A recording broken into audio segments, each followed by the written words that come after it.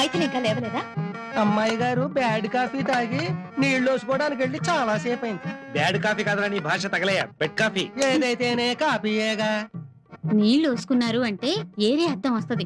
స్నానం చేస్తున్నారు అనాలి. నా మాట సక్రంగానే ఉంటది, మీ బుద్ధే వక్రంగా ఆలోచిస్తుంది. ఇంతకీ నువ్వు పోసుకున్నావా నీళ్లు? Mythili. Hi mom, good morning dad. Morning dear.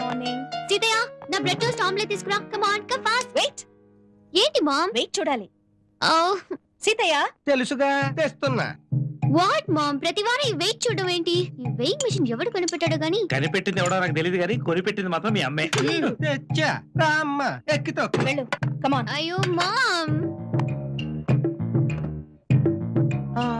అయ్యే బాబోయ్, మొన్న వారం 59 కేజీలుంటే ఈ వారం 60 కేజీలా?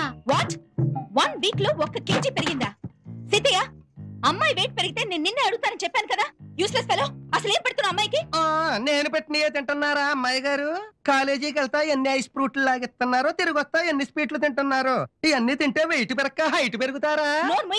మైథిలి డైట్ విషయంలో కేర్లెస్ గా ఉన్నావో ఉద్యోగం నుంచి పీకేస్తాను. ఒక్కడిని ఎన్నిటికని సావను.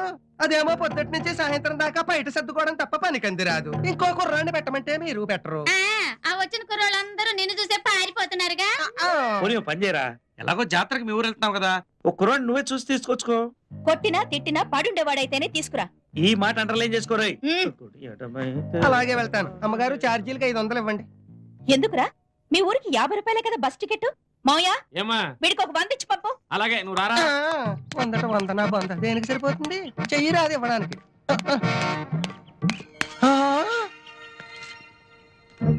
అమ్మో, 1000 రూపాయల నోటు. కూరలో ఎంత ఉప్పు వేయాలో తెలుసు, పులుసులో ఎంత చింతపండు వేయాలో తెలుసు, కానీ ఈ పిల్ల తల్లి కడుపుని ఎలా పుట్టిందో తెలియదు. చల్లగా ఉండమ్మా.